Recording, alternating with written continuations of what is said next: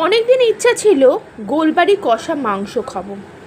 তো আজকে আলু ভাজা ডাল হয়েছিল বলে ভাবলাম গোলবাড়ি কষা মাংস একটু এনে খাই। তো গাইস আজকে এনেছি এবং আনার পর যেটা হলো সেটা এই রকম।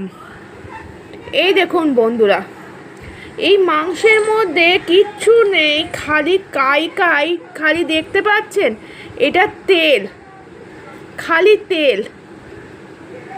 এই দেখুন এটা তেল। আর বিশ্বাস করুন আমরা দু বাটি এনেছিলাম, এই এক বাটি আর এই এক বাটি। এখানে চর্বি, খালি চর্বি, আমরা চর্বি খাই না সাধারণত, খালি মাটনের চর্বি আর তেল, আর এখানেও তাই, মানে কিচ্ছু নেই। আর মাংসটাকে পুড়িয়ে পুড়িয়ে বিশ্বাস করুন ভাতের সঙ্গে, আমি জানি না পরোটার সঙ্গে কেমন লাগবে, তবে ভাতের সঙ্গে খাওয়া যায় না। আমার পাত ভর্তি খালি তেল হয়ে গেছে এবং মানে এত বোধহয় পেঁয়াজটাকে পুড়িয়েছে যে পুরো তেতো, পুরো তেতো। আজকের জন্য এইটুকুনি। তো যারা খাবেন তারা একটু, আমি বলবো যে একটু ভেবেচিন্তে খাবেন। আজকের জন্য এইটুকুনি গাইস, বাই।